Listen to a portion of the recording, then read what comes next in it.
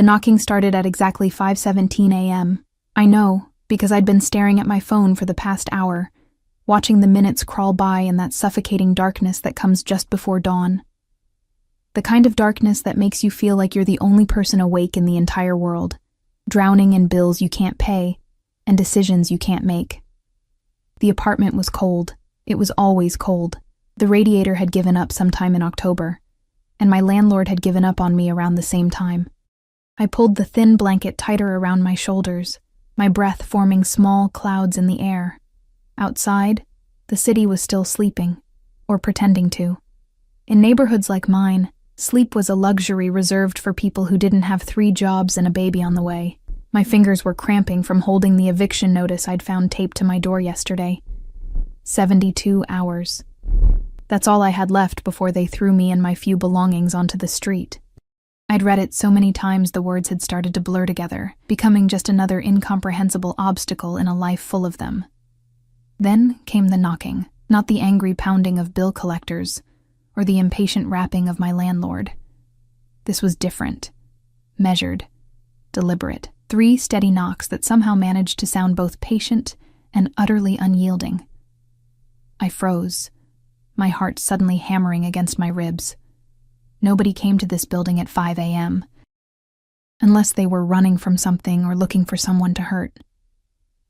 I'd learned that in my 8 months here, in this building that smelled perpetually of cigarettes and desperation. The knocking came again, same rhythm, same terrifying patience. I stood slowly, my legs shaking, though whether from fear or the fact that I'd barely eaten in 2 days, I couldn't tell. The floorboards creaked beneath my bare feet as I crept toward the door, and I winced at every sound. The thin fabric of my oversized t-shirt, one of the few things I had left from my previous life, offered no protection against the cold or the fear crawling up my spine. Through the peephole, I could see nothing but darkness and the vague outline of a shoulder. An expensive shoulder, if fabric could be expensive. Even through the fisheye distortion of the peephole, I could tell the coat was worth more than everything I owned. "Who is it?" My voice came out smaller than I'd intended, barely more than a whisper. Silence. Then a voice, low and precise, with an accent that spoke of expensive schools and dangerous choices. "Miss Rivera, I need to speak with you about Carlos Martinez." The name hit me like a physical blow. Carlos. The man who'd promised me forever and left me with nothing but a baby growing inside me and debts I didn't know existed until he disappeared 6 months ago. The man I'd loved with the kind of desperate, stupid intensity that only 23-year-old girls who should know better are capable of. "I don't know where he is," I said, pressing my forehead against the cold door. "I haven't seen him since." "I know where he is, Miss Rivera." The voice was calm, almost gentle, but there was steel underneath, the kind of steel that could cut through bone without changing tone. "That's not why I'm here. Please open the door. I'm not here to hurt you." Every instinct I had screamed at me to run, to hide, to do anything but open that door. But instinct doesn't pay overdue rent or buy food for an empty refrigerator. And something in that voice, some terrible certainty, made me understand that running wouldn't matter. This man, whoever he was, had found me, and men like that, men who knocked on doors at 5 a.m. with voices like silk-wrapped steel, always got what they came for. My hands trembled as I undid the chain lock, the deadbolt. The regular lock that barely worked anymore. The door swung open, and I found myself looking up, way up, at a man who seemed to absorb all the light in the hallway. He was tall, maybe 6'2" or 6'3", with dark hair graying at the temples and eyes that looked black in the dim light. Everything about him was expensive. The charcoal cashmere coat, the suit underneath that probably cost more than my annual income, the Italian leather shoes that had no business being in a building like this. But it wasn't his clothes that made my breath catch. It was the way he stood, absolutely still, like a predator who'd learned long ago that he never needed to chase. Behind him, half hidden in the shadows near the stairwell, I could make out the shape of another man, bigger, broader, The kind of presence that existed purely to remind you that violence was always an option. The man at my door studied me with eyes that missed nothing. I watched them catalog everything.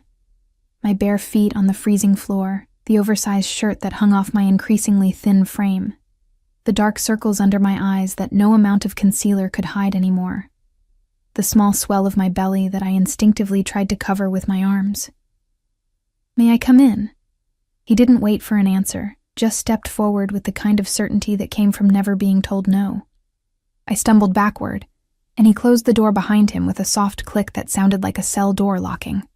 The apartment, which had always felt cramped and small, suddenly felt microscopic with him in it. He seemed to take up all the space, all the air, leaving none for me. He didn't sit, even though there was a worn couch nearby. Instead, he stood in the center of my tiny living room, looking around with an expression I couldn't quite read. Not disgust exactly, but something close to it. Or maybe pity. I wasn't sure which would be worse. "You're living like this," he said finally. And it wasn't a question. Hot shame flooded through me, mixing with anger. "What do you want? If Carlos owes you money, I don't have—" "Carlos owes me considerably more than money, Miss Rivera." He turned those dark eyes on me, and I felt pinned by them, like a butterfly on a collector's board. He stole from me, $300,000 to be precise. Money that belonged to people who don't forgive debts. The number was so absurd, so impossibly large, that I almost laughed. Instead, I felt my knees go weak. I grabbed the back of a chair to steady myself. "I didn't know. I swear I didn't. I know." He pulled out his phone, not the regular kind, something sleeker, more secure looking, and showed me a photograph. Carlos, smiling at the camera, his arm around a blonde woman I'd never seen before. They were on a beach somewhere tropical, drinks in hand, looking like people without a care in the world. He's in the Maldives. He's been there for 4 months, spending my money with his actual wife. The words hit me like separate punches. Actual wife. 4 months. Maldives. I must have made some sound, because suddenly the man's hand was on my elbow, steady and warm, guiding me into the chair I'd been clutching. The gentleness of the gesture was somehow more terrifying than violence would have been. "Breathe, Miss Rivera," he said quietly, and I realized I'd stopped. "I'm not his wife," I whispered, staring at the photo. At Carlos's smile, the same one he'd given me when he said he loved me, when he promised we'd build a life together. He said he couldn't marry me yet because of his immigration status, but that we would after you gave birth to his child, perhaps. The man's voice was gentle, almost kind, which somehow made it worse. Let me guess. He told you he needed to settle his business affairs first, that his family was complicated, that he needed to keep you secret to protect you. Each word was a knife, cutting through every lie I'd told myself, every excuse I'd made. I nodded, unable to speak past the growing lump in my throat. The man crouched down so we were at eye level, and this close, I could see his eyes weren't black at all. They were a deep brown, almost amber in certain lights. There was a scar, thin and white, cutting through his left eyebrow. The faint smell of expensive cologne and something else, gun oil maybe, or just the metallic scent of danger, surrounded him. "My name is Alessandro Vittorio," he said, each syllable precise and deliberate. "And Carlos Martinez made a very serious mistake when he decided to steal from my family. Family." The word hung in the air between us, loaded with meaning I was too afraid to fully contemplate. In the silence that followed, I could hear my own heartbeat, thunderous and panicked. "I don't have his money," I said, hating how small my voice sounded. "I don't have anything. I can see that." His eyes dropped briefly to my stomach, then back to my face. "But you have something Carlos values, even if he's currently too foolish to realize it. You're carrying his child." The way he said it made it sound like a chess piece rather than a baby, a bargaining chip. "What do you want from me?" I asked, though I was terrified of the answer. Alessandro Vittorio stood, towering over me again, and pulled an envelope from his coat pocket. He placed it on the coffee table between us. Expensive paper, thick and cream-colored, the kind that promised either salvation or damnation.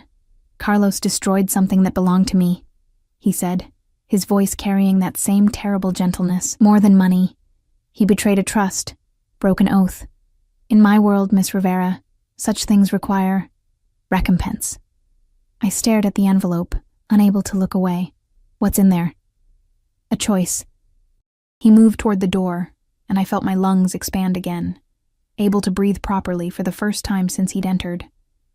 But he paused with his hand on the knob, turning back to look at me with an expression I couldn't read. I was married until yesterday afternoon. 15 years. She decided my lifestyle was too dangerous, too uncertain. She took half of everything I own and left me with divorce papers and an empty house. I didn't understand why he was telling me this. What his divorce had to do with me or Carlos or any of this. I'm offering you a solution to both our problems, he continued. The details are in the envelope. You have until noon tomorrow to decide. After that, he shrugged, the gesture somehow more threatening than any explicit threat could be. After that, I'll be forced to extract my payment from Carlos by other means, and his child, your child, will grow up knowing their father died because he was a thief and a coward. Wait. I started to stand, but my legs wouldn't cooperate. He opened the door, and I could see the other man still waiting in the hallway, patient as a statue. Read the proposal, Miss Rivera. Consider it carefully. I'll return tomorrow at noon for your answer. Then he was gone, leaving only the faint scent of his cologne and the envelope on my coffee table, glowing white in the growing dawn light like a promise or a curse. My hands shook as I reached for it, broke the wax seal, an actual wax seal, dark red with an embossed V, and pulled out the papers inside. The words swam before my eyes at first, too shocking to fully comprehend, but slowly, horribly, they began to make sense. A marriage contract, 1 year, complete financial security in exchange for becoming Alessandro Vittorio's wife.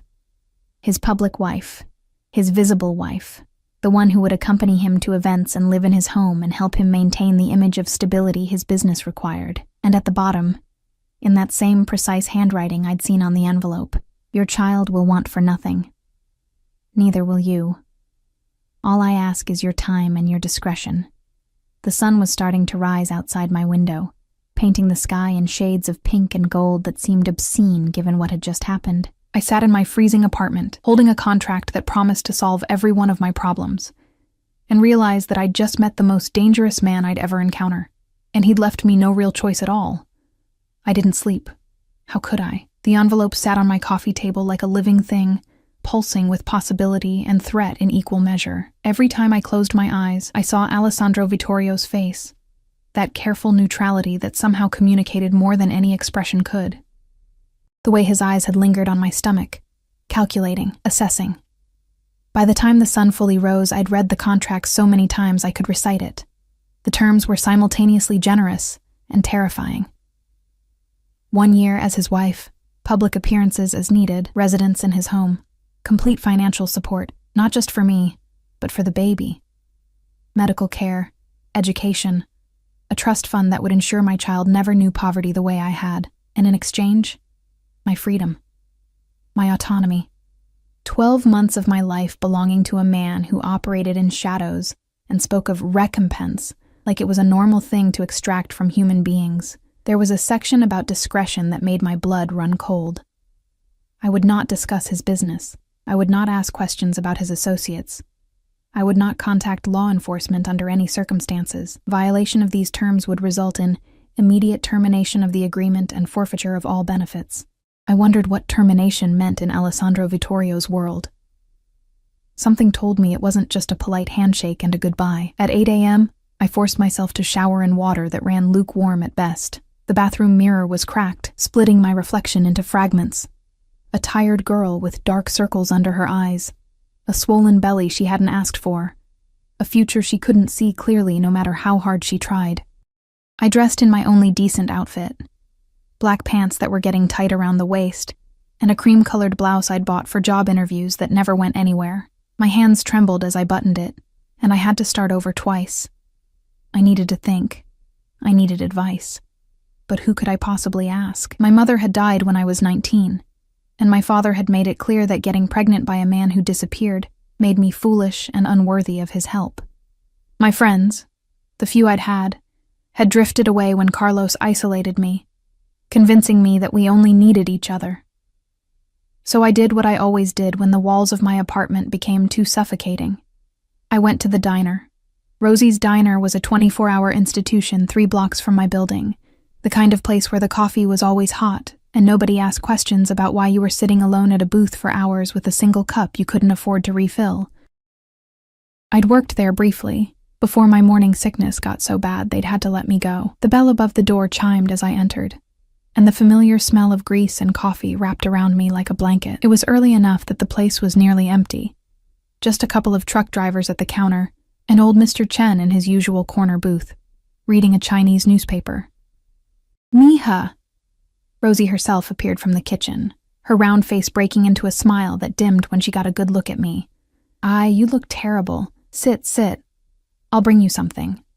I slid into a booth by the window, the cracked vinyl familiar against my legs. Outside, the city was waking up properly now. People hurrying to jobs, to lives, to purposes I couldn't fathom. Did any of them know what it was like to have their entire existence reduced to a choice between 2 impossible options? Rosie returned with eggs, toast, and orange juice I definitely couldn't pay for. Don't argue, she said firmly when I opened my mouth. You're eating for 2, and you look like you haven't had a proper meal in days. She wasn't wrong. I ate mechanically, tasting nothing, my mind replaying the morning's events on an endless loop. Alessandro Vittorio's voice, cultured and dangerous. The photograph of Carlos, smiling on a beach while I froze in an apartment that wasn't even mine anymore.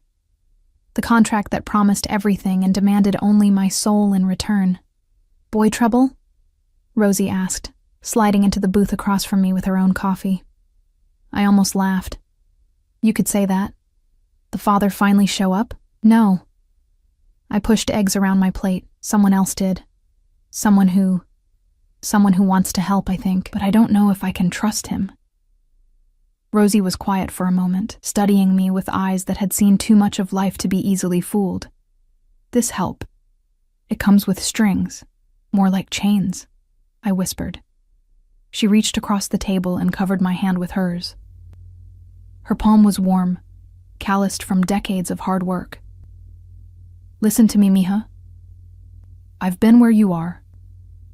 Pregnant, alone, scared out of my mind. And I've learned something about help. It always costs something. The question isn't whether there are strings. It's whether what you're getting is worth what you're giving up. What if I don't know what I'm giving up? My voice cracked. What if I can't see all the ways this could go wrong? Then you trust your gut. She squeezed my hand. What does your gut tell you about this man? I thought about Alessandro Vittorio, the way he'd looked at my poverty with something that might have been pity, the gentleness in his voice when he told me to breathe. The absolute certainty that he was capable of terrible things, and that those things wouldn't bother him if he deemed them necessary. It tells me he's dangerous, I said. But also that he meant what he said. He'll take care of me.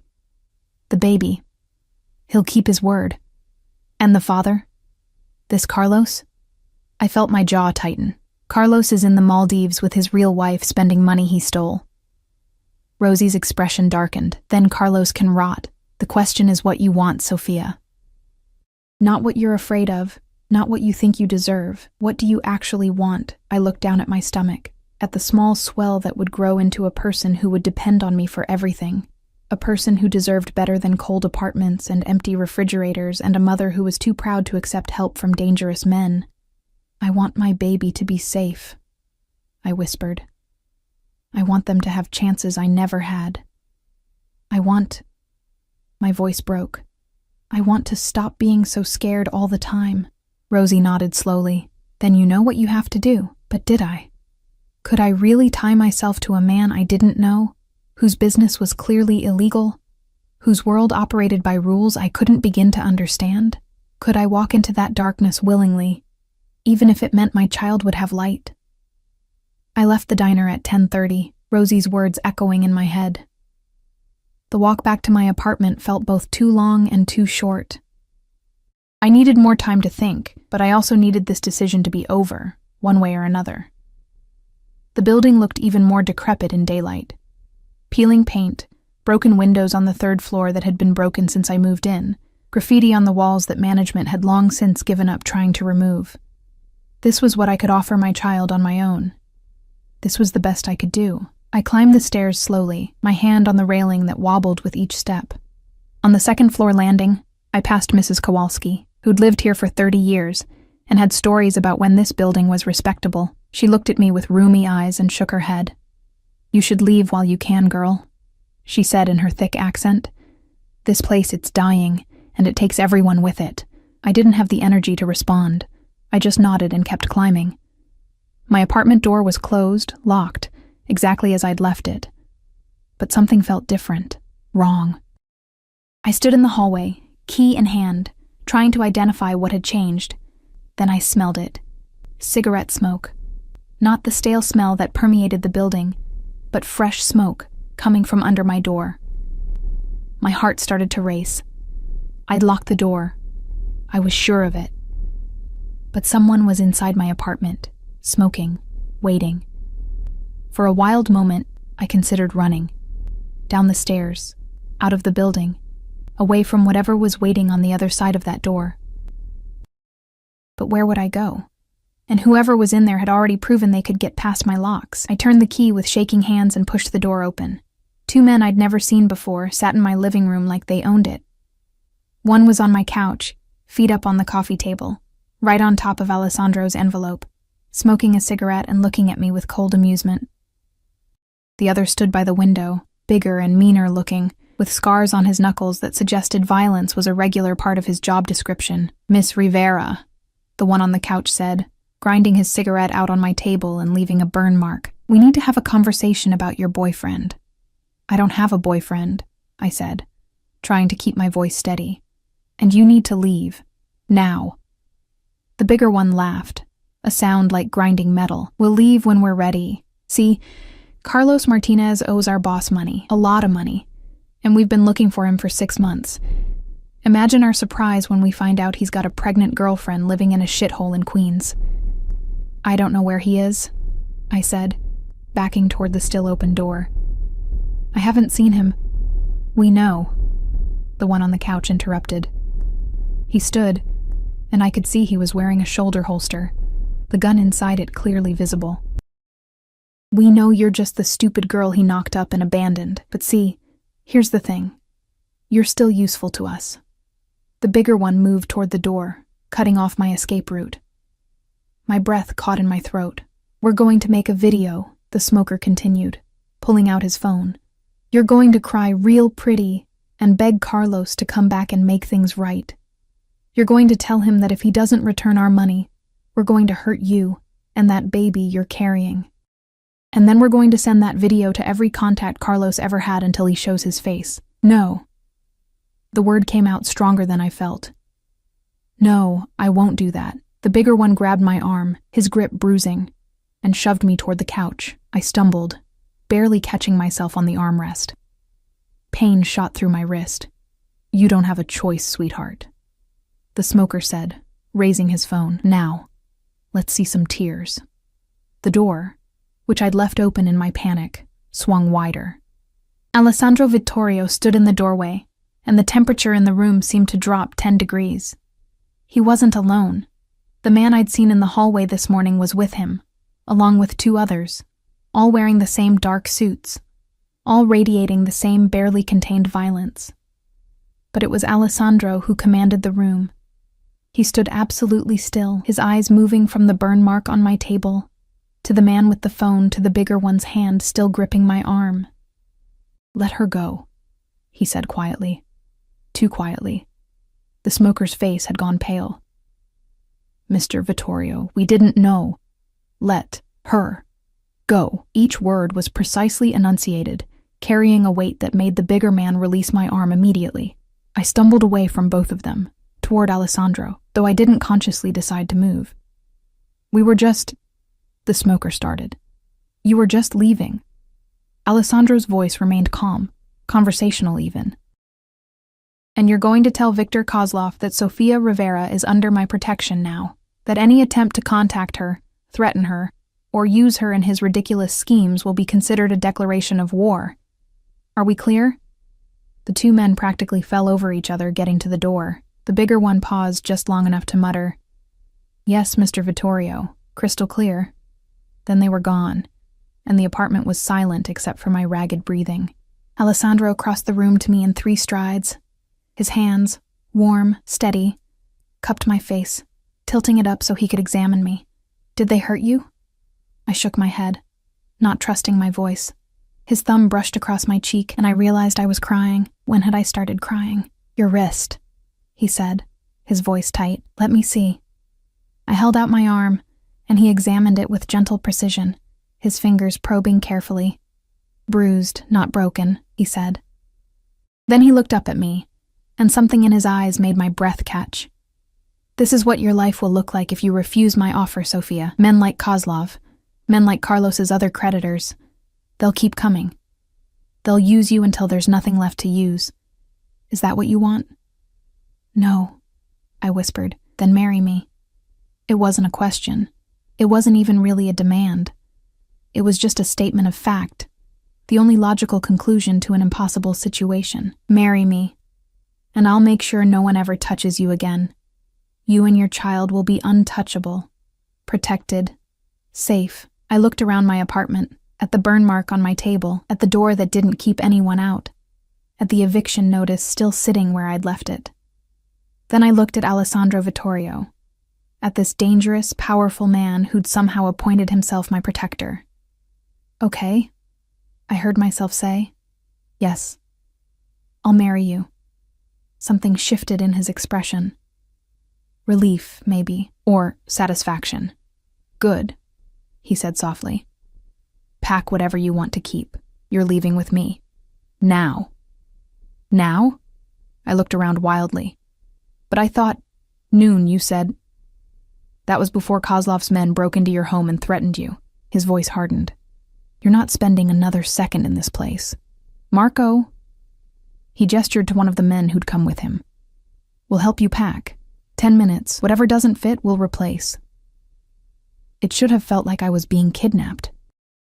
Rushed, pressured, given no real choice, but instead, as I threw my few belongings into the same duffel bag I'd brought when I first moved in, I felt something I hadn't felt in months.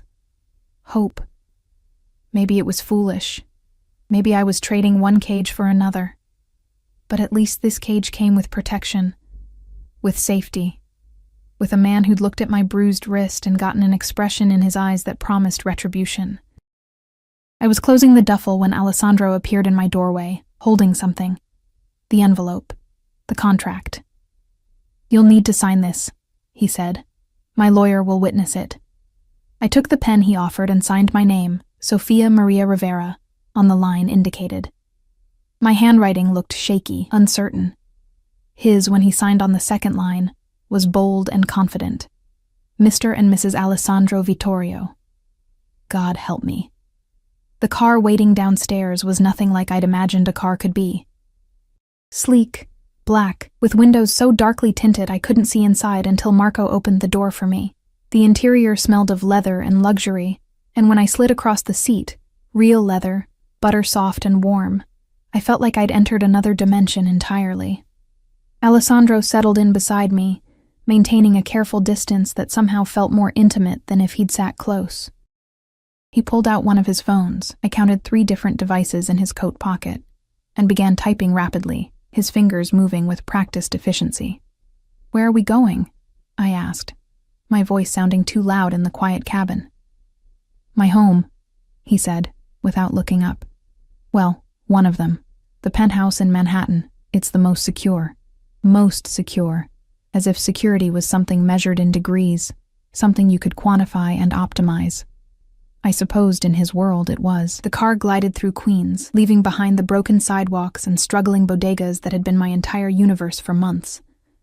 We crossed into Manhattan, and the city transformed. Gleaming towers reached toward a sky that seemed bluer here, cleaner. People on these streets walked with purpose and confidence, their clothes expensive, their problems probably very different from mine. I pressed my hand against my stomach, feeling the slight flutter that had become familiar over the past few weeks. "Hey, baby," I whispered, too quietly for Alessandro to hear. "I hope I'm doing the right thing. I hope you'll forgive me if I'm not." The car pulled up to a building that looked like it belonged in a magazine. All glass and steel, with a doorman in an actual uniform who snapped to attention when he saw our vehicle. Marco opened my door, and I stepped out onto a sidewalk so clean it looked freshly washed. "Mr. Vittorio," the doorman said, his tone deferential. "Welcome home, sir." Alessandro's hand found the small of my back, guiding me forward. The touch was light, impersonal, but it sent electricity shooting up my spine anyway. "This is my wife, Sophia," he said, and I heard heads turn in the lobby. "She's to have full access to the building. Her word is my word." Wife. The word hung in the air, impossible and real all at once. The lobby was all marble and modern art, with a security desk manned by 2 men who watched us with sharp, assessing eyes. Not regular security guards. These men had the same careful stillness as Marco, the same awareness that spoke of violence held carefully in check. The elevator was private, requiring a key card that Alessandro produced from his wallet. We rode up in silence, just the 2 of us now, Marco having stayed behind in the lobby. The numbers climbed, 20, 30, 40. Higher than I'd ever been in my life. The doors opened directly into an apartment that made my breath catch. Floor-to-ceiling windows overlooked Central Park, the trees just beginning to show their autumn colors. The space was enormous, all clean lines and expensive furniture. Art on the walls that I suspected was original. Everything was in shades of cream and gray and black, sophisticated and intimidating in equal measure. "The master bedroom is through there," Alessandro said, pointing to a hallway on the left. "You'll have your own bathroom, walk-in closet. There's also a guest room being converted into a nursery. I had my assistant start the process this morning. This morning." He'd been so confident I would say yes that he'd started preparing before I'd even signed the contract. "I took the liberty of having some clothes delivered," he continued, walking toward the kitchen. A massive space with appliances I didn't recognize. "They're in the closet. If anything doesn't fit or isn't to your taste, we'll replace it. You bought me clothes." The words came out strangled. "How did you even know my size?" He gave me a look that suggested the question was naive. "I know everything about you, Sophia. Your dress size, your shoe size, your medical history, your bank account balance, or lack thereof. I don't make decisions without information." The casual invasion of my privacy should have made me angry. Instead, I just felt tired. "Of course you do." Something in my tone made him pause. He set down the phone he'd been about to check and actually looked at me. Really looked at me, for the first time since we'd entered the apartment. "You're exhausted," he said. And it wasn't a question. "When did you last sleep?" "I don't know.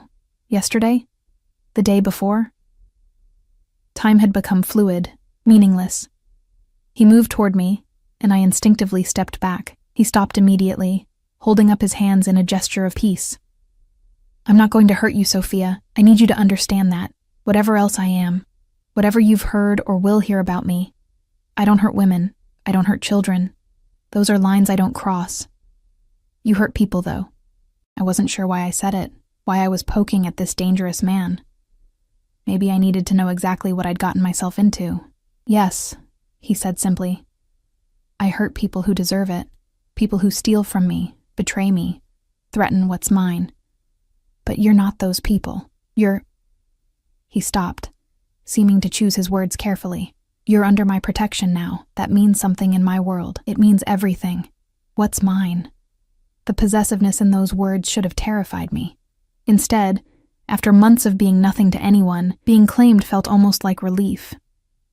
"I should show you the bedroom," he said, shifting back to business. "You need rest.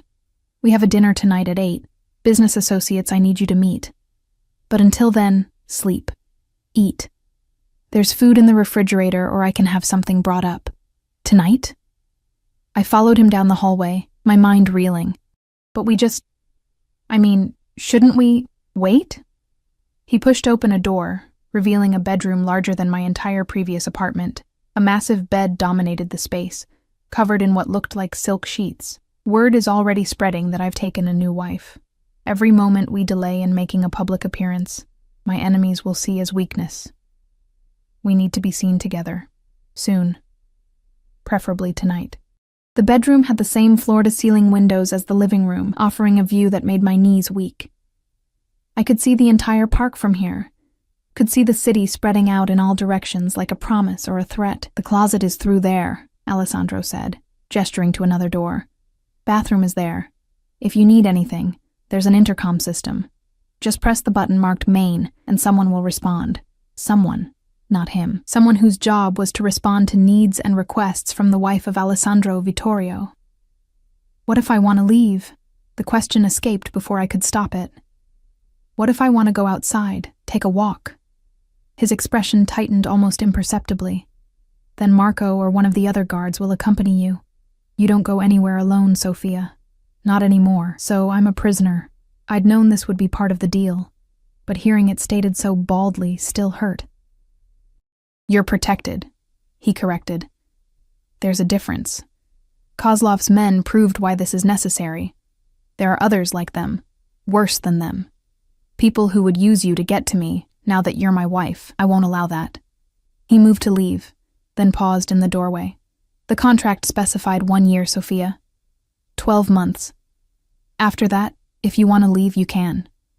I'll set you up somewhere safe. Make sure you and the child are provided for. But for that year, you live by my rules.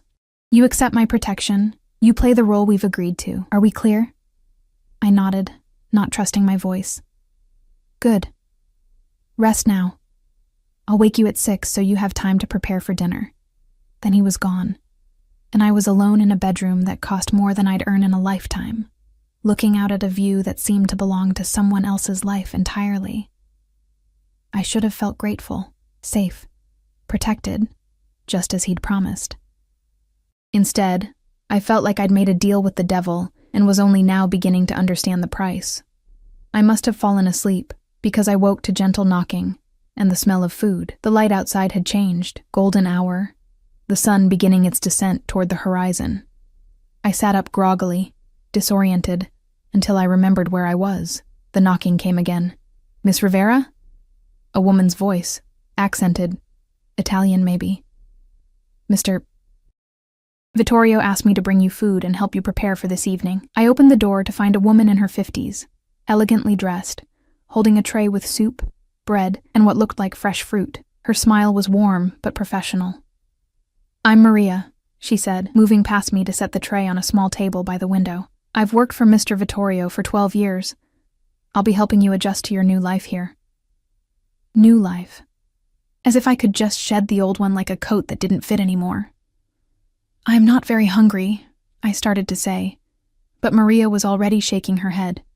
"You need to eat. For the baby. Mr. Vittorio was very specific about this. And you need to look your best tonight. There will be many eyes on you, many questions about who you are and where you came from." She moved to the closet and began pulling out dresses. "He chose this one," she said, holding up a deep emerald silk that probably cost more than my car used to. "He has excellent taste. It will complement your skin tone beautifully." I ate the soup mechanically, while Maria laid out clothes, shoes, jewelry. She talked the entire time about the building, about Alessandro's preferences, about what would be expected of me at dinner. "The important thing is to stay close to him," she said, helping me into the dress an hour later. "Don't wander off, don't accept drinks from anyone else, don't discuss his business, just smile, be gracious, and let him do the talking." The dress fit perfectly, skimming over my small bump in a way that made it less obvious. Maria did my makeup, subtle but polished, and styled my hair into soft waves that made me look like someone else entirely, someone who belonged in penthouses and expensive restaurants. When I looked in the mirror, I barely recognized myself. Alessandro was waiting in the living room when I emerged, and the way his eyes swept over me made heat flood my cheeks. He'd changed into a different suit, this one charcoal gray with a subtle pinstripe, and looked like he'd stepped out of a magazine spread. "Beautiful," he said simply, offering his arm. "Are you ready?" No. I wasn't ready. I wasn't ready for any of this. Not the dress, not the penthouse, not the role I was about to play. But I took his arm anyway, felt the solid strength of him beneath the expensive fabric, and nodded. Yes, I lied. I'm ready. The restaurant was called Mafia, and even I, with my limited knowledge of fancy dining, had heard of it. 2 Michelin stars, 6-month waiting list. The kind of place where people proposed and celebrated anniversaries and made business deals worth millions. We were seated immediately, naturally, at the best table in the house, a corner booth with a view of the dining room and both exits. Alessandro positioned himself so his back was to the wall, and I realized this was habit, instinct, always watching, always ready. Within minutes, people began approaching our table. Men in expensive suits who shook Alessandro's hand and eyed me with curiosity. Women dripping in diamonds who air-kissed his cheeks and sized me up like competition. "This is my wife, Sofia," Alessandro said, again and again, his hand possessive on mine each time. "We were married this morning." The reactions varied. Surprise, skepticism. In a few cases, barely concealed hostility. But no one dared question him directly. They just smiled their practiced smiles and offered their congratulations and retreated to their own tables where I could feel them watching, whispering. "Breathe," Alessandro murmured in my ear during a brief moment alone. "You're doing well." "They all think I'm a gold digger," I whispered back. "Some cheap girl who trapped you." His hand tightened on mine. "Let them think what they want. Their opinions are irrelevant, but they weren't irrelevant to me. I could feel the weight of their judgment. Their assumption that I was nothing more than a pretty face who'd gotten pregnant and lucked into a fortune. If only they knew the truth was so much more complicated. Dinner arrived. I'd let Alessandro order for me, too overwhelmed to make decisions. And I picked at my food while conversation swirled around us. Business talk, carefully coded. References to shipments and territories and arrangements that sounded legitimate until you paid attention to what wasn't being said. I was finishing my second glass of water when a woman approached our table, late 30s, stunning in a way that took effort and money, wearing a dress that probably cost more than a car. She walked with the confidence of someone used to getting what she wanted. "Alessandro," she purred, completely ignoring me. I heard rumors, but I had to see for myself. "Married? Again? Already?" Alessandro's expression went carefully blank. "Veronica, this is my wife, Sofia." Veronica finally deigned to look at me, and the dismissal in her eyes was immediate and cutting. "How sweet. Tell me, dear, how long have you two known each other?" "Long enough," Alessandro said, his voice taking on an edge I hadn't heard before. "Long enough to know about his late-night meetings? His business trips that last for weeks? His tendency to—" She leaned in conspiratorially, her perfume cloying and overwhelming. "Collect broken things and try to fix them?" "Veronica." There was steel in Alessandro's voice now, sharp enough to cut. "Walk away. Now."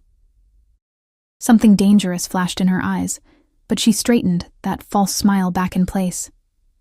"Of course. Congratulations on your marriage, darling. I'm sure it will be just as successful as the last one." She left, and I realized I'd been holding my breath. "Who was she?" I asked when I could speak again. Alessandro was quiet for a long moment. "My ex-wife's sister," he finally said. "She never approved of me, never thought I was good enough for her family." "She's not wrong, but that doesn't mean I have to listen to her poison." His ex-wife's sister, God. What had I walked into? We left the restaurant shortly after, Alessandro's hand never leaving the small of my back as we navigated through the dining room. I could feel eyes following us, whispers trailing in our wake. In the car, Alessandro made several phone calls in rapid Italian, his tone clipped and authoritative. I stared out the window at the city lights, at all the people living normal lives with normal problems, and wondered if I'd ever feel normal again. "You did well tonight," Alessandro said when he finally ended his last call. "I know it wasn't easy." "Everyone thinks I'm just some girl after your money," I said, still looking out the window. "Everyone thinks what I want them to think," he corrected, "which is that you're my wife and therefore untouchable. That's all that matters." Back at the penthouse, exhaustion crashed over me like a wave. Alessandro walked me to my bedroom door, and for a moment, we stood there in awkward silence. Tomorrow we'll go to my lawyer to make everything official in terms of your status, finances, medical coverage, he said, and we need to discuss security protocols more thoroughly. But tonight, rest. Alessandro? I caught his arm before he could leave. Thank you. For today. For getting rid of those men. For all of it. Something softened in his expression. You're my wife now, Sophia. That means something to me. Get some sleep. Tomorrow is going to be another long day. I watched him walk away down the hallway, toward what I assumed was his own bedroom. Separate rooms, separate lives, connected only by a contract and circumstances neither of us had fully chosen. I changed into the silk pajamas Maria had left out, because apparently I wore silk now, and climbed into bed. The sheets were cool and smooth, the mattress more comfortable than anything I'd ever experienced. But as I lay there in the darkness, looking out at the city lights that never truly went dark, I couldn't help but wonder, had I escaped one trap only to walk willingly into another? And which man was more dangerous? The one who'd abandoned me, or the one who'd claimed me? The next 3 weeks passed in a blur of impossible adjustments. Maria became my constant companion, teaching me things I'd never imagined I'd need to know. How to navigate a formal dinner with 6 different forks, which designers Alessandro preferred. How to smile through conversations with people who looked down on me while maintaining the dignity befitting Mrs. Vittorio. How to move through a room full of dangerous men without showing fear. Posture, Mrs. Vittorio, she'd say, gently correcting the way I held myself. You represent him now. Every gesture, every word, it all reflects on Mr. Vittorio. The pressure was suffocating, but slowly, impossibly, I began to adapt. Alessandro was gone most days, leaving before I woke and returning after I'd gone to bed. Our interactions were brief, professional. He'd ask about my doctor's appointments. He'd arrange for me to see the best obstetrician in Manhattan, naturally. He'd inquire if I needed anything. He'd remind me of upcoming events where my presence was required. But he never touched me beyond what was necessary for appearances, never asked about my past beyond what was relevant to our arrangement, kept a careful, respectful distance that should have felt like relief, but instead felt like loneliness. The penthouse, for all its luxury, felt like a beautiful cage. I could go to the gym on the building's 40th floor, but only with Marco hovering nearby. I could shop, but only at approved stores with a guard trailing behind. I could walk in Central Park, but never alone, never without the constant awareness that I was being watched, protected, controlled. My body changed rapidly. At 18 weeks now, the baby was unmistakable. I'd felt the first real kicks 3 days ago, lying alone in that massive bed, and had cried because I had no one to share it with. Carlos had abandoned me. Alessandro was a stranger, and my child was growing inside me, about to be born into a world I didn't understand. It was a Thursday afternoon when everything shifted. I was in the nursery, a room that had been transformed by designers into something out of a magazine, all soft grays and whites with hand-painted murals of clouds and stars, when I heard voices from the living room. Loud voices, Alessandro's, tight with barely controlled anger, and another man's, equally furious. You can't be serious, the other man was saying. You married some random girl you met 3 weeks ago? What the hell were you thinking? My personal life is none of your concern, Matteo. The hell it isn't. You're my brother, Alessandro, and you're acting crazy. Dad would be... Dad is dead. Alessandro's voice went deadly quiet. And I don't answer to you about my choices. Brother. Alessandro had a brother. He'd never mentioned family, never given any indication that he had people who cared about what he did. I should have stayed in the nursery, should have given them privacy, but something drew me forward until I was standing in the hallway where I could see them without being seen. Matteo was younger than Alessandro, maybe late 20s, with the same dark hair but lighter eyes. He was pacing the living room like a caged animal, his expensive suit rumpled like he'd been wearing it for days. 3 weeks, Matteo said again. You've known this girl for 3 weeks, and she's already pregnant. The child isn't mine. Alessandro poured himself a drink, his movements controlled despite the tension radiating from him. She was pregnant when we married. The father is Carlos Martinez. Mateo froze. Carlos, the kid who robbed us? The one you've been hunting for 6 months? Yes. So this is revenge. Mateo's laugh was bitter. You married his pregnant girlfriend for revenge. That's insane, even for you. It's not revenge. Alessandro drank, his eyes distant. It's complicated. Complicated. Mateo moved closer to his brother, lowering his voice, but I could still hear him. Or is this about Isabella? About proving you can move on, have a family, be normal? Don't. The warning in Alessandro's voice was clear. Don't bring her into this. She's already in this. Everything you've done since the divorce has been about her. The late nights, the obsessive work, and now this, marrying a stranger, playing house with someone else's baby. You're not fooling anyone, Alessandro. Least of all yourself. I pressed my hand against my stomach, feeling the baby move, and something sharp twisted in my chest. Was that all I was? A replacement? A way for Alessandro to fill the void his ex-wife had left? Sofia is my wife, Alessandro said, his voice steady but strained. That's all you need to know. She's under my protection, and anyone who threatens her threatens me. Including you, if you continue down this path. I'm trying to protect you, Mateo said, and for the first time, I heard genuine concern in his voice. From yourself. From whatever self-destructive thing you think you're doing. You can't save her, Alessandro. You can't save everyone. Get out. Alessandro, get out. The shout made me jump, made my heart race. I'd never heard Alessandro raise his voice, never seen the careful control slip. I don't need your concern or your judgment. I need you to do your job and leave my personal life alone. Silence. Then footsteps. Mateo walking toward the elevator. His shoulders slumped into feet. I retreated quickly to the nursery, my mind racing. Alessandro had married me to replace his ex-wife, to prove something, to fill a void. Not because he'd wanted to help me, not because he'd felt any genuine connection, but because I was convenient, available, useful. The baby kicked again, harder this time, as if sensing my distress.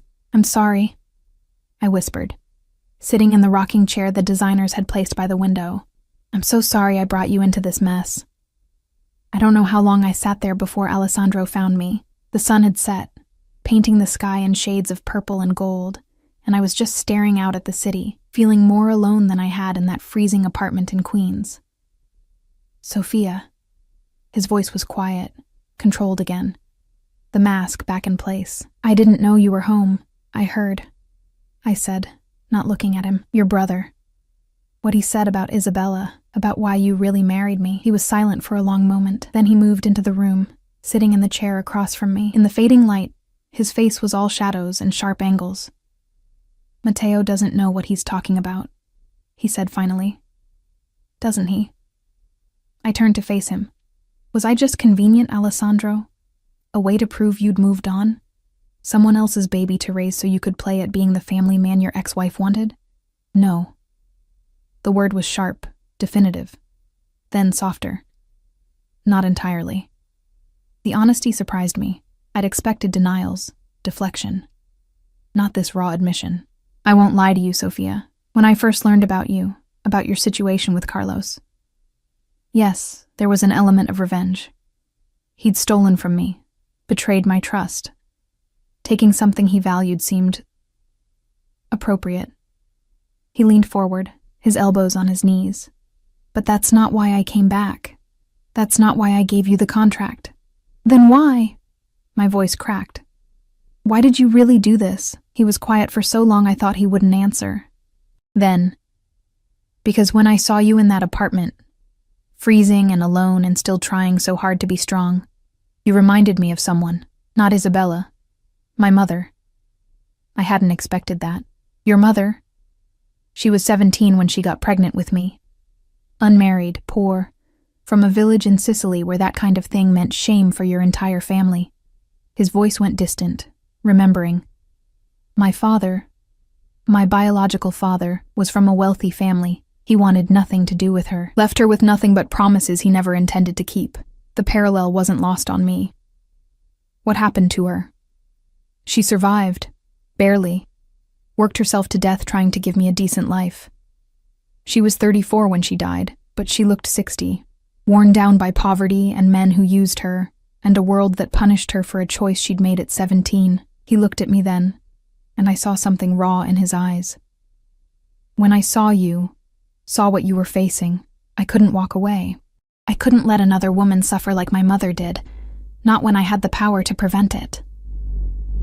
Tears were streaming down my face now, and I didn't bother wiping them away. So I'm your penance.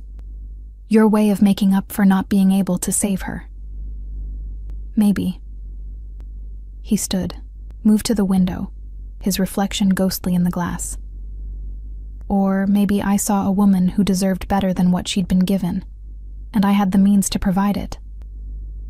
Does the motivation really matter, Sophia? You have security. Safety. Your child will have everything mine didn't. Everything except a father who actually wants them, I said bitterly. He turned sharply. I will be a father to your child. That was part of our agreement. I will provide, protect, raise them as my own. They will have my name, my resources, my love. What more could they need? The truth. I stood, my hands clenched into fists. They'll need to know the truth, that their real father abandoned them, that their mother married a stranger out of desperation, that this whole thing is built on lies and convenience and survival. Alessandro interrupted, crossing the room until he was standing in front of me. It's built on survival, Sophia. On two people who needed something from each other and made a deal. There's no shame in that, isn't there? I looked up at him. This man I'd tied my life to, this stranger I was supposed to trust with my child's future. Don't you ever wish it could be different? Real? Something flickered across his face. Longing, maybe, or regret. Every day, he said quietly. I wish every day that I could be normal. Have a normal marriage, a normal family, a normal life, but I'm not normal, Sophia. I'm a man who operates in shadows and makes money from things polite society pretends don't exist. This, he gestured between us, this is the best I can offer, the best I can be. The baby kicked then, hard enough that I gasped and pressed my hand to my stomach. Alessandro's eyes dropped immediately to where my hand rested, and something in his expression shifted. May I? He asked, his voice uncertain in a way I'd never heard before. I nodded, and he placed his hand next to mine, large and warm against the silk of my dress. We stood like that for a long moment, waiting. Then the baby kicked again, right against his palm, and I watched wonder bloom across his face. Strong, he murmured, like their mother. I'm not strong, I said, tears falling again. I'm terrified, all the time. I don't know how to be your wife, how to raise a baby in this world, how to... Sophia. He cupped my face with his free hand, forcing me to look at him. You survived months alone, pregnant, with nothing. You've adapted to a life completely foreign to you in 3 weeks. You faced down Kozlov's men without breaking. You are the strongest person I know. Then why do I feel like I'm drowning? Because strength doesn't mean you don't struggle.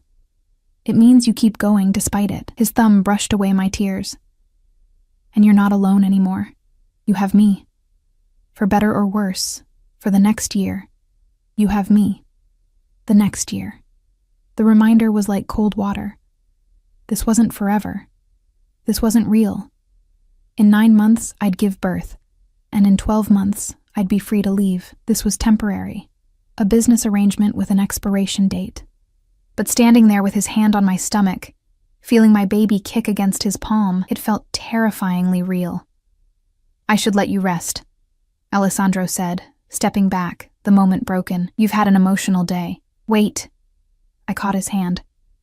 Stay, just for a few minutes, please. I don't want to be alone right now. He hesitated, and I could see the war playing out behind his eyes, the careful distance he maintained, the professional boundaries he'd established. But then he nodded and sat back down, and I returned to the rocking chair, and we sat in companionable silence as the last light faded from the sky. Tell me about her, I said finally. Your mother.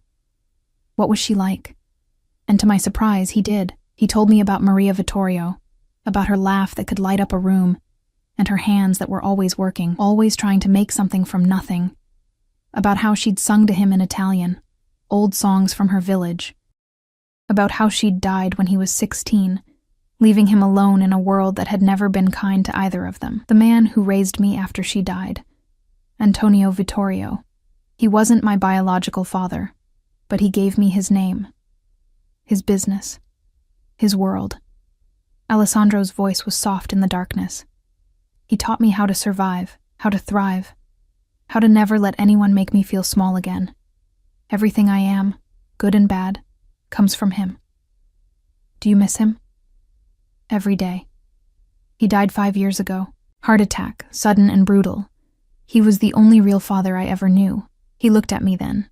That's why I meant what I said, Sophia. I will be a father to your child.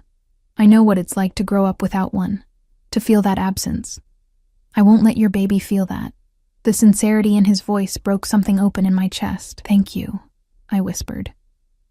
We sat in silence until I started to doze, my body finally surrendering to exhaustion. I felt Alessandro lift me. When had he gotten so close? And carry me to my bedroom. Felt him lay me gently on the bed, pull the covers over me. Sleep, Sophia, he murmured, and I felt his lips brush my forehead. You're safe here, I promise. I wanted to tell him that safety wasn't enough, that I wanted more. Connection, honesty, maybe even love someday, but sleep was already pulling me under, and the words dissolved before I could form them. When I woke the next morning, there was a note on my nightstand in his precise handwriting. Had to leave early for business in Boston. Back tomorrow night. Marco has his orders. Take care of yourself and our baby. Our baby. Not your baby, not the baby. Ours.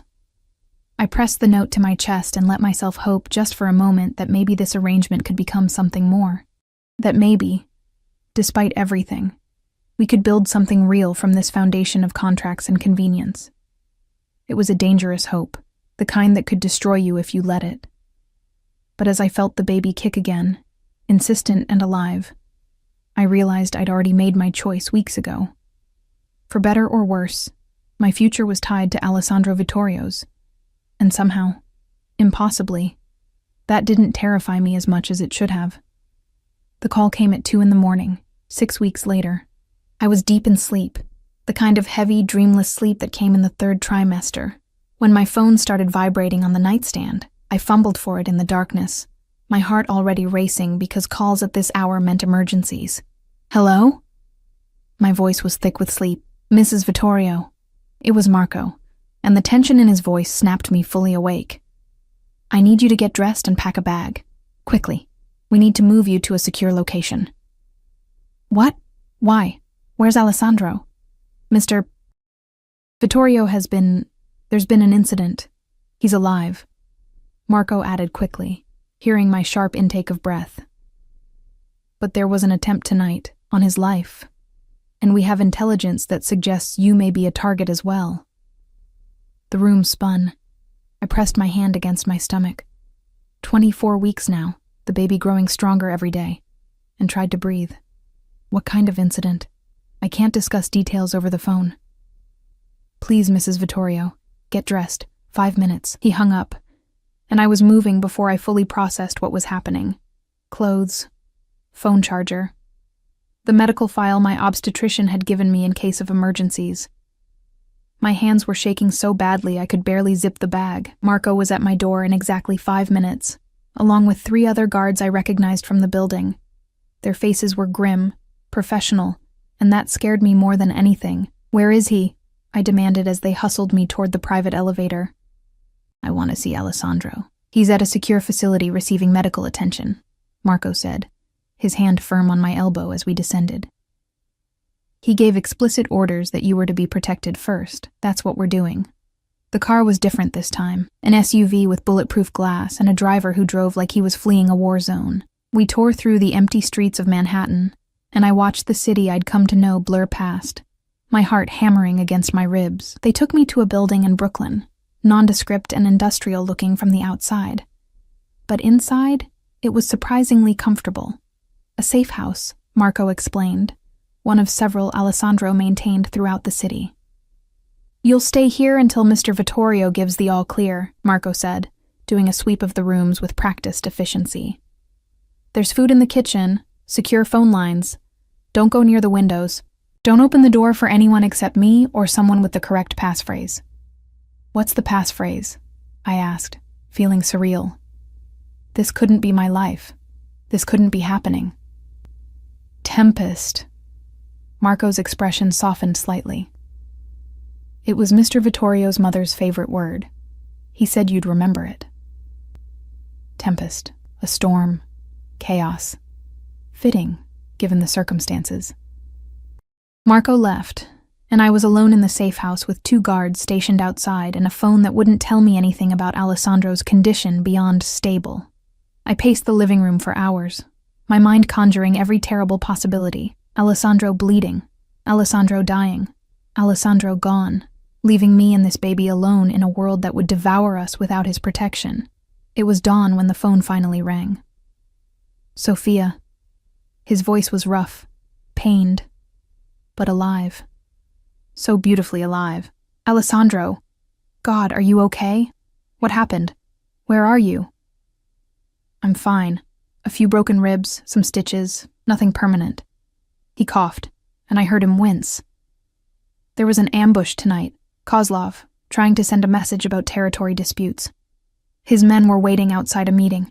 They didn't expect me to have backup positioned nearby. You could have died." The words came out strangled. "You could have..." But I didn't. His voice gentled. "I'm fine, Sophia. And you're safe. That's what matters. When can I see you?" Silence. Then, "It's not safe yet. Kozlov is still out there. Still angry. I need to handle this. Permanently. It could take a few days. Maybe a week." "A week?" I pressed my hand against my stomach, feeling the baby's reassuring movement. "Alessandro, I can't." "You can. You're strong. Remember? You'll stay at the safe house, and Marco will keep you updated. I promise I'll come to you as soon as I can." There was something in his voice I'd never heard before. Fear, maybe. Or vulnerability. This man who always seemed so controlled, so certain, sounded scared. "Be careful," I whispered. "Please. Whatever you're planning to do, be careful. Always." A pause. "Sophia? The baby. They're okay?" "Yes. Active, actually. Won't stop kicking." I heard something that might have been a laugh or a sob. "Good. That's good. I have to go. But I'll call again soon, I promise." The line went dead, and I was alone again. The week that followed was the longest of my life. Marco brought me updates twice a day. Carefully sanitized versions of what was actually happening out there in Alessandro's world. There had been meetings, negotiations, resolutions to ongoing disputes. The kind of corporate language that meant blood had been spilled, and bodies had been moved, and territories had shifted hands. I tried not to think about it too much, tried not to imagine Alessandro. My Alessandro, the man who'd held my face so gently, who'd felt my baby kick with wonder, doing the terrible things I knew he was capable of. On the 5th day, I woke up to cramping. Not terrible at first, just uncomfortable, like bad period cramps. But they got worse as the morning progressed, coming in waves that made me double over. "Marco!" I called out, and he was there in seconds. "Something's wrong. The baby..." I didn't need to finish. He had his phone out, barking orders in rapid Italian. Within 20 minutes, I was in another car, racing toward Mount Sinai Hospital, with Marco's hand gripping mine and his voice reassuring me that everything would be fine, that Alessandro's personal doctor was already waiting. The hospital was a blur of bright lights and urgent voices. They got me into a room, hooked me up to monitors, and I heard the most beautiful sound in the world. My baby's heartbeat, strong and steady. "Braxton Hicks contractions," the doctor said, a kind-faced woman in her 50s, who'd apparently been on Alessandro's payroll for years.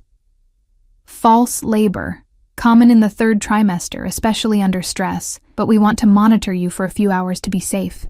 Stress. That was one word for it. I was lying in the hospital bed, watching the monitors track my baby's heartbeat, when the door opened, and Alessandro walked in. He looked terrible. Bruises darkening his jaw, a bandage visible above his collar, moving stiffly like his ribs hurt with every breath. But his eyes, when they found mine, were filled with such raw relief that I started crying. "You're supposed to be handling things," I said through my tears. "Staying away until it's safe." "Fuck safe." He crossed the room and pulled me into his arms, careful of the monitors and IV lines. "Marco called. Said you were in the hospital. Nothing else mattered." I buried my face in his chest, breathing in his scent, cologne and antiseptic and something uniquely him. "I'm okay. The baby's okay. It was just false labor. Just." His arms tightened around me. "You scared 10 years off my life, Sophia." "Good. Now you know how I felt when Marco told me you'd been shot at." He pulled back enough to look at me, and I saw something shift in his expression. Something that looked like understanding. "You were worried about me." "Of course I was worried." I hit his chest lightly, mindful of his injuries. "You idiot. You could have died, and I would have been left here alone with our baby and—" I stopped, realizing what I'd said. "I mean, my baby. The baby. Not our baby," Alessandro said firmly. "You said it right the first time. Our baby, Sophia. Mine and yours. Not biologically, maybe, but in every way that matters." The tears came harder now, and I couldn't stop them. "I don't want this to be just business anymore. I don't want to count down the days until the contract ends. I took a shaky breath. "I want this to be real. I want us to be real." Alessandro's hand cupped my face, his thumb brushing away tears. "Sophia, it's been real for me since the moment I saw you sitting in that freezing apartment, reading your eviction notice with tears in your eyes, but your spine still straight. Since you opened the door for me at 5 a.m, even though you were terrified. Since you signed that contract and trusted me to keep my word. But you said, the contract, 1 year, and then I could leave. I gave you an exit, a choice, because you deserved one." His forehead rested against mine. "But God, Sophia, I've been praying every night that you wouldn't take it. That maybe, somehow you'd choose to stay. Choose us." "Us," I whispered, testing the word. It felt right. It felt like coming home. "I love you." The words came out rough, unpracticed, like he'd never said them before and wasn't sure how they'd be received. "I know I have no right to. I know this started as business and convenience and maybe a little revenge, but somewhere along the way, you became everything. You and this baby. You're my family, my real family, and I will spend the rest of my life protecting you, providing for you, loving you, if you'll let me." I kissed him, pulled him down to me despite the monitors and the hospital bed and the doctor who was probably still outside. Kissed him like I'd been wanting to for weeks, like he was oxygen, and I'd been drowning. When we finally broke apart, we were both breathing hard. "I love you too," I said. "I think I have for a while. I was just too scared to admit it. Too scared that it wasn't real, that I was just convenient, that—" "You were never convenient," he interrupted. "You were terrifying. You made me feel things I'd locked away after my divorce. You made me hope for things I'd given up on. You made me want to be better, to be the man my mother would have been proud of." The baby kicked then, hard enough that Alessandro felt it against his chest. He looked down in wonder, his hand moving to my stomach. "They know your voice," I said softly. "They always move when you're around." "Smart baby." He smiled, and it transformed his face, made him look younger, lighter. "Takes after their mother. What happens now?" I asked, reality creeping back in. "With Kozlov? With all the danger?" Alessandro's expression hardened slightly. "Kozlov is no longer a threat, neither is Carlos. He's been dealt with. The money has been recovered, and certain messages have been sent to anyone else who might consider challenging us. You're safe now, Sophia. Truly safe." I should have asked what dealt with meant. Should have questioned the darkness that flickered across his face, but I was tired of being afraid. Tired of questioning every good thing that happened to me. "Okay," I said simply. "I trust you. Even knowing what I am, what I do. I know you're dangerous. I know you operate in a world I don't fully understand and maybe never will. But I also know you kept every promise you made to me. You protected me. You gave me and this baby a future.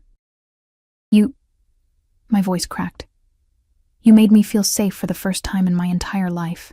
So yes, Alessandro, I trust you. He kissed me again, softer this time, reverent. I'm going to marry you again, he murmured against my lips, properly this time. Not a contract, not a business arrangement, a real wedding, with your choice of venue and dress and guests. If you'll have me. I'll have you, I whispered. On one condition. Anything. No more secrets. No more separate bedrooms. No more pretending this is temporary. If we're doing this, really doing this, I want all of you. The good and the bad and everything in between. Deal. He kissed my forehead, my cheeks, my lips. God, Sophia. You have no idea what you've given me, what you've both given me. The doctor chose that moment to return, clearing her throat diplomatically. Well, everything looks good.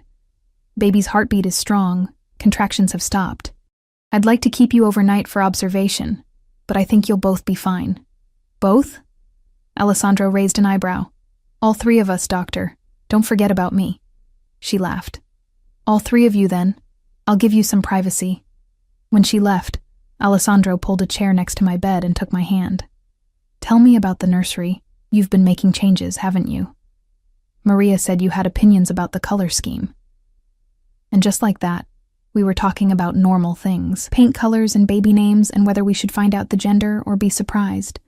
We talked until visiting hours ended, and then Alessandro pulled rank and money and stayed anyway, sleeping in the uncomfortable chair beside my bed, with his hand never leaving mine. 4 months later, I gave birth to a daughter. Lucia Maria Vittorio came into the world screaming, all 7 pounds and 3 ounces of her, with dark hair and Alessandro's amber eyes, and my nose. She was perfect. Impossibly, miraculously perfect. Alessandro cried when the doctor placed her in his arms. Actually cried, tears streaming down his face as he looked at our daughter with such love, it made my chest ache. "Hello, little one," he whispered. "I'm your papa, and I promise, I swear on everything I am, that I will protect you and love you for the rest of my life. You and your mother, my girls, my family." Lucia wrapped her tiny hand around his finger, and I watched my husband, my real husband now, we'd remarried 3 months ago in a small ceremony with just his brother and Maria and a few close friends, fall completely, irrevocably in love with a child who wasn't biologically his, but was his in every way that mattered. The next morning, there was a knock on my hospital room door. Marco entered, looking uncomfortable, holding a large envelope. "Mrs. Vittorio," he said formally. "This arrived for you. It's from Carlos Martinez." The name sent ice through my veins. I'd almost forgotten about Carlos, about the man who'd started this whole chain of events. Alessandro had told me he'd been handled, but I'd assumed that meant paid off, or scared off, or possibly dead. Not writing letters. Alessandro took the envelope before I could, his jaw tight. "I'll read it first." "No." I held out my hand. "I need to see it. Whatever he has to say, I need to know." The letter was short, written in Carlos's familiar handwriting on prison stationery. My hands shook as I read. "Sophia, I don't expect forgiveness. I don't deserve it. I was a coward and a liar, and you and our child paid the price for my mistakes. Vittorio found me in the Maldives. He gave me a choice, prison or death. I chose prison. 20 years, minimum security, in exchange for testimony against some of his rivals. It's more mercy than I deserved. I signed away all parental rights to the baby. Vittorio insisted, and I agreed. He'll be a better father than I ever could have been. Better man too, though that's not saying much. I hope you're happy. I hope the baby is healthy. I hope someday you can forgive me for being too stupid and selfish to see what I had until it was gone. I'm sorry. For everything. Carlos." I read it twice, then handed it to Alessandro without a word. He scanned it quickly, then tore it into precise pieces and threw them in the trash. "He doesn't get to do this," Alessandro said, his voice tight with barely controlled anger. He doesn't get to ask for your forgiveness or ease his conscience. He had his chance, and he chose to abandon you. I know. I looked at Lucia, sleeping peacefully in her bassinet. But I think I'm glad he's alive, that he chose prison instead of running again. And I'm glad he signed away his rights. It makes it real, official. She's ours, Alessandro. Legally, officially ours. She was always ours. He came to sit beside me on the bed, careful of my healing body. From the moment I felt her kick, from the moment I realized I couldn't imagine a future without either of you in it. Your brother was right, you know, I said, leaning into his warmth. That day he came to the penthouse. You do try to save people, fix broken things. Maybe. He pressed a kiss to my temple. But you weren't broken, Sophia. You were bent, maybe. Tested. But never broken. You saved yourself. I just gave you the tools to do it. We saved each other. I corrected. You gave me safety and security. I gave you a reason to hope again, to believe that family could be more than just business and obligation. You gave me everything. His hand covered mine, both of us watching our daughter sleep. My two miracles, my tempest, and my peace. Lucia chose that moment to wake up, her face scrunching up in preparation for a cry. I reached for her, brought her to my chest, and watched as Alessandro's hand automatically went to her tiny head, protective and gentle. This man who commanded empires and inspired fear in hardened criminals was utterly conquered by a newborn baby. "What are you thinking?" I asked, seeing the faraway look in his eyes, that my mother would have loved you both so much. His voice was thick with emotion. That Antonio would have been proud, that somehow, despite everything, despite all my mistakes and sins and the blood on my hands, I ended up with something pure and good and worth protecting with my life. We're not going anywhere, I promised. You're stuck with us, Alessandro Vittorio. For better or worse, forever, forever.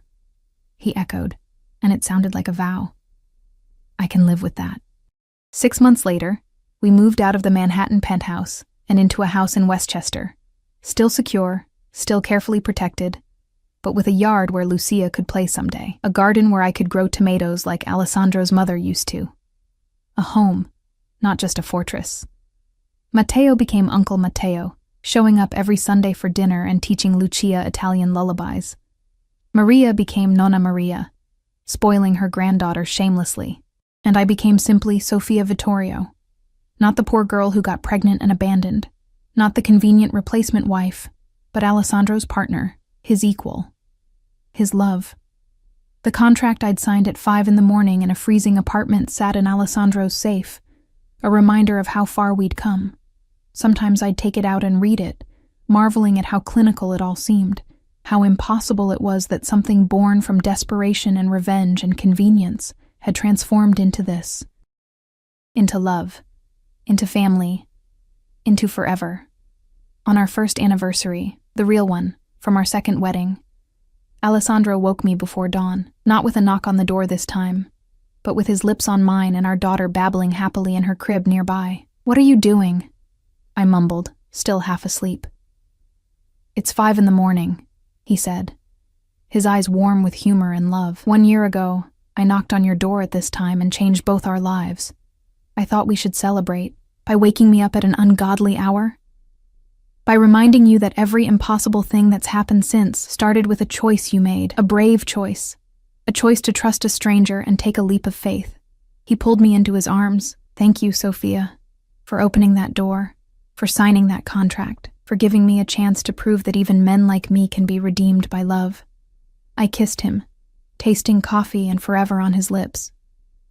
"Thank you for knocking, for offering me a way out of the darkness, for keeping every promise you made." Lucia started crying, demanding attention, and we both laughed. Alessandro got up to get her, and I watched as he scooped her up, whispering to her in Italian, promising her the world. This was my life now, our life. Built on impossible foundations, yes, started with a contract and desperation and fear, but transformed by choice, by effort, by the decision we made every day to choose each other. The knock at 5 a.m. had turned my life upside down.